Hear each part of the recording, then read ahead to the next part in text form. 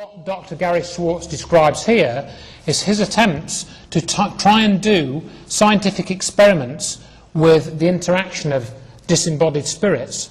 And what he basically presented in June 2010 in Explore, which is the Journal of Science and Healing, he had a paper entitled, and you can go and read this paper on his website, Possible Application of Silicon Photomultiplier Technology to Detect the Presence of Spirit and Intention.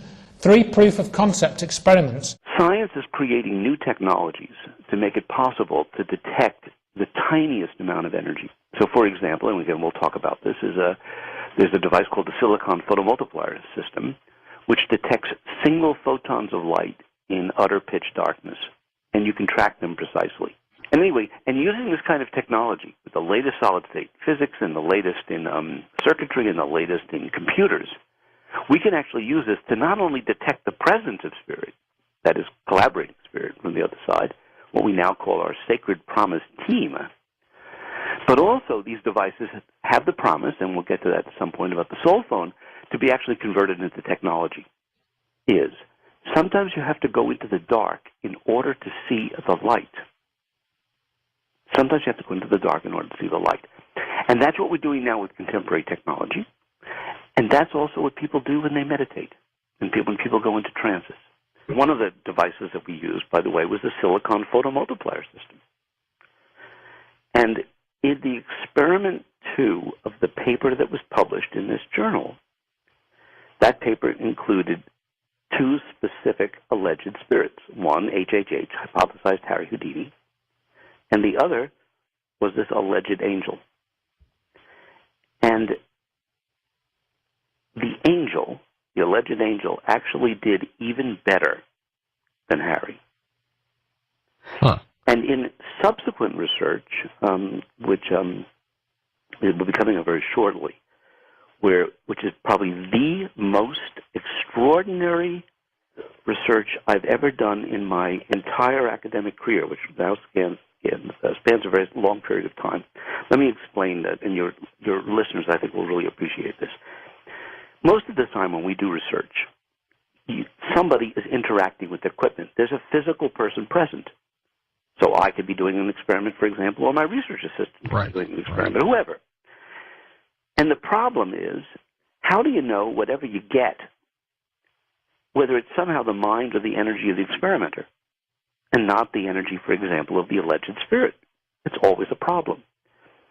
Well, if this device this equipment is like, let's say, a cell phone, you don't have to pick up your cell phone for the cell phone to ring. You can have the ringer off. The voicemail will take the message whether you take the call or not. If there's a real caller calling, you don't even have to know that the caller is calling. So the idea occurred to me, well, if this is true, if the angel is really showing up, or if Harry's really showing up, as 2 examples, and they're really working with us, or Susie, whoever the beings are, then theoretically, if they're really made a sacred promise to participate in this research, they should be able to come into the laboratory in the evening when nobody's present, follow instructions provided by PowerPoint, visual and auditory, mimicking or modeling what a live experimenter would do, and they should be able to produce the same results, even when no human being is present, when no human being knows when the computer is started, because the computer, starts at a fixed time, let's say at 11 p.m., which is coincidental since we're started here at 11 p.m. Pacific Coast time, and the computer then randomly picks a number to when it's actually going to start the PowerPoint. So no human being ever knows when the experiment is going to officially begin. Meanwhile, these beings, like the angel, have been instructed toward the end of the day with a script, a very warm, loving script, reminding them there's an experiment tonight and they promise to show up.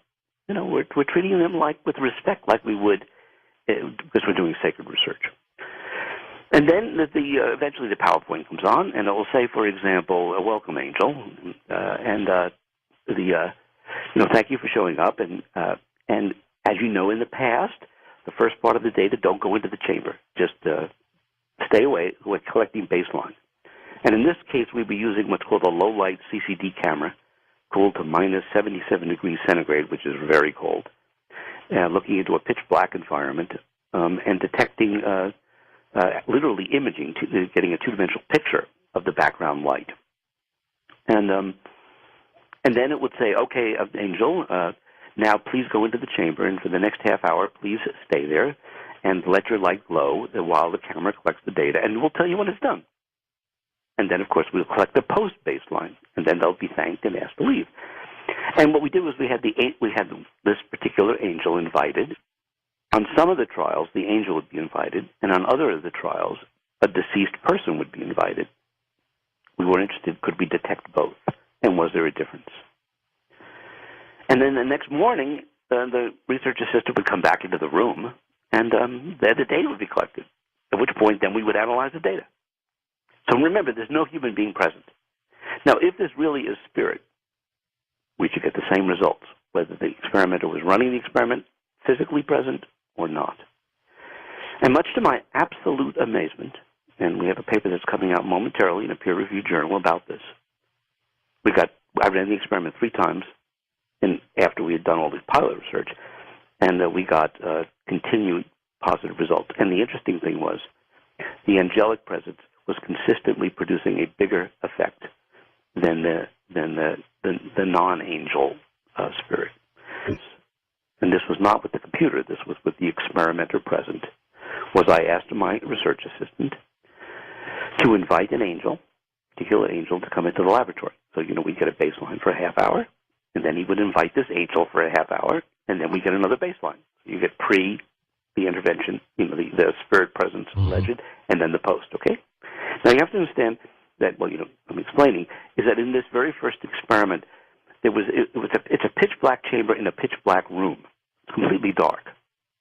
And in there we had like a chessboard kind of checkerboard background that the camera was focused on. And this is the kind of camera, by the way, that these telescopes use to look out into deep space. Our camera cost $40,000, giving you the introduction to all of this. And everything points to the fact that we can literally measure the presence of what appear to be angelic beings, and we can discriminate them from the typical deceased. All right? They're different. Again, you'll get the details by reading the papers. So, sacred promise, possibility here.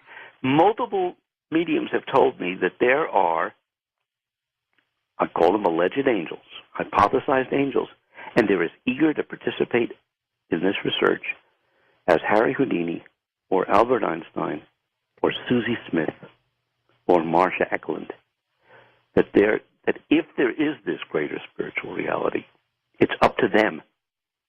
People ask me the question, they say, Dr. Schwartz, are you trying to prove that a greater spirituality exists, be it deceased people or angels or the source? And I say, absolutely not. What I'm trying to do is to give them, if they exist, the opportunity to prove themselves. So he's claiming that he's able to invite spirits to interact with his equipment under controlled conditions, and he's able to detect those interactions. That's what his paper is about. And he's written this up in a book called The Sacred Promise. Now, of course, he's the first one to say, well, a lot of people in the scientific community think I'm just nuts doing this. But, what he's actually, the way he's done it is very interesting. And the fact that he's trying to break the borders between science and this idea that we have got disembodied consciousnesses floating around us and being able to interact with us. He's trying to prove that scientifically. Now, of course, some people again will say, well, why is he doing that? We know that that's what happens. We know that this is real. But he's actually, I think probably the only person that's trying to design and build physical experiments to measure this. And that's why it's interesting to find out about. And you can go onto his website, drgaryschwartz.com, to find out all about that. And he also did a recent experiment with a hypothesized Harry Houdini. And he says, in his paper he calls it HHH, but in his oral discussion he says that he thinks this was actually the spirit of Harry Houdini, and he goes into some detail as to why he thinks it was specifically the spirit of Harry Houdini. So it's very interesting.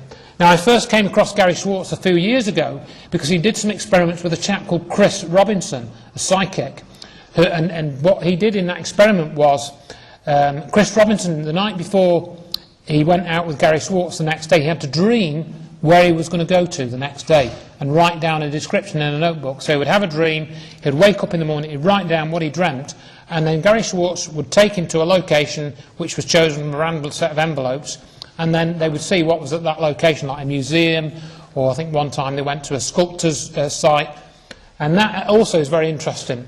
And they got a positive result. In other words, Chris Robinson, I think 6 out of the 7 days or something, was able to accurately describe where they went to the next day from having dreamt it the previous evening.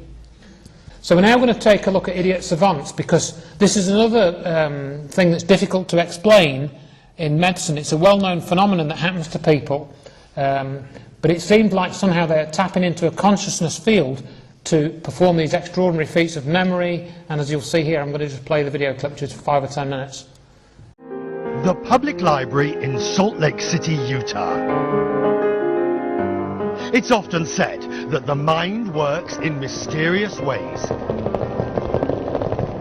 In the case of 55-year-old Kim Peake, this is truer than most. He's the world's most famous savant, a confounding mix of mental disability and brilliance. My zip code, where I used to live, was 10003. Where is that apartment? Lower East Side. Lower East Side. My office is at 30303. Where is that? Atlanta. Kim's remarkable brain became the real-life inspiration for the character of Raymond Babbitt in the movie Rain Man. Sally Gibbs, Sally. 461-0192. How did you know my phone number? How'd you know that? She said read the telephone book last night. Gibbs, Sally. 461-0192. It's a role that earned Dustin Hoffman an Oscar and brought worldwide attention to the phenomenon of the so-called idiot savant. Dustin walked up to Kim after he'd spent about 6 hours with us in Hollywood, and he touched noses with him, and he says, "Kim, I may be the star, but you're the heavens." I was born on March the 9th, 1962. Was a Friday. Kim was born with severe brain damage, but with his disability came an astonishing gift, a photographic memory. Like other savants, the mechanism of his condition is poorly understood. Kim's brain, no left brain, no right brain. He has one hemisphere, doesn't have any separation, and total absence to the corpus callosum, which has to be a filtering system. And he has no filtering system, so instead of 45% to 50% that yours and my brain keeps, he keeps in about 98%. Against all the odds, Kim Peake learnt to read. Books and the unquenchable thirst for knowledge came to dominate his world. Last president of the Soviet Union was who? Gorbachev. Longest serving leader of the Soviet Union? Stalin. Oh, this is hard. Identify the famous son of Pepin the Short. Carloman. The City Library is Kim Peake's second home, and for good reason. He's already read about 9,000 books. Luckily, the library has 600,000, so it should keep him busy for some time to come.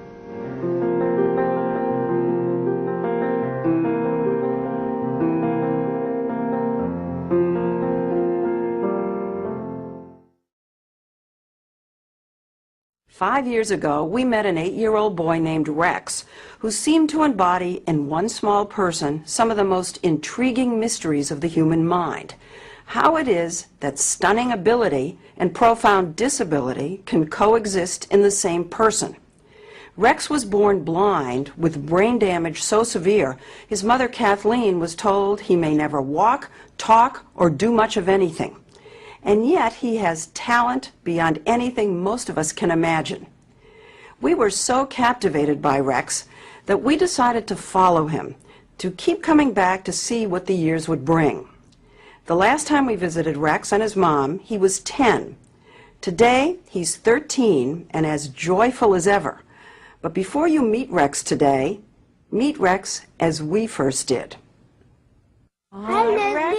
Hi, Rex. How are you? I'm fine, and how are you, Leslie? Hi. Rex Lewis Clark then, as now, was a study in contrast. Can we shake hands? Yes. Blind and full of enthusiasm, It's good to see you, Leslie. yet unable to dress himself or even carry on a basic conversation. Leslie? Yes? I did a wonderful job standing on the carpet. But with everything Rex couldn't do, he could do this. We played him a song he had never heard, with his old piano teacher singing along. To San Jose.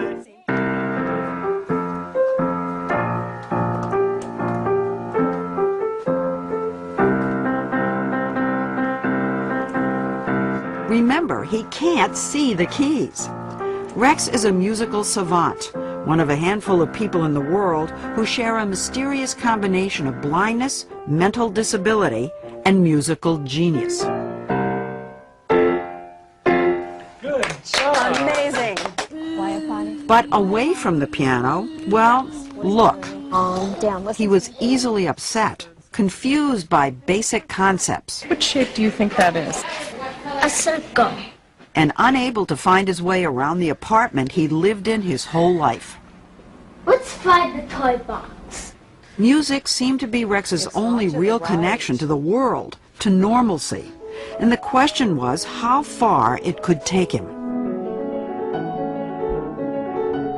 Well, here he is 5 years later at 13, playing Debussy for audiences around the country. He's grown more than a foot since we saw him last, and his technique on the piano has improved dramatically. But the answer to how far Rex has come is more complex, like the savant mystery itself. Look who's there. Oh my God. Rex greeted me with the same warmth and enthusiasm as ever. Can I give you a big hug? Oh my God. But he seemed to forget that I already knew his mother. How long are we going to hug? This is your mom, Kathleen. I know your mom. Seen her in a few years. How are you? Good. Okay, are you ready to learn your new song? Yes. Rex still has the magical ability to hear a piece of music one time and retain it. And he's taking that into a whole new realm, singing. We watched as Rex's voice teacher, Angela Rasmussen, sang him a song he'd never heard before, Schubert's Ave Maria, in Latin. We thought the song was upsetting Rex, since he plugged his ears and started making noises.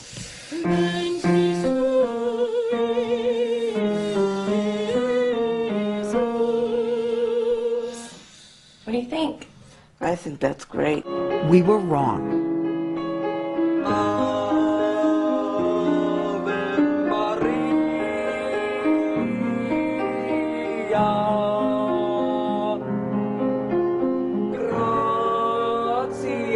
So he now is singing in Latin.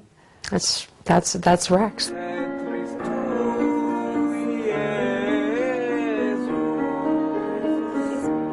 It's so automatic, almost. It's like breathing for him.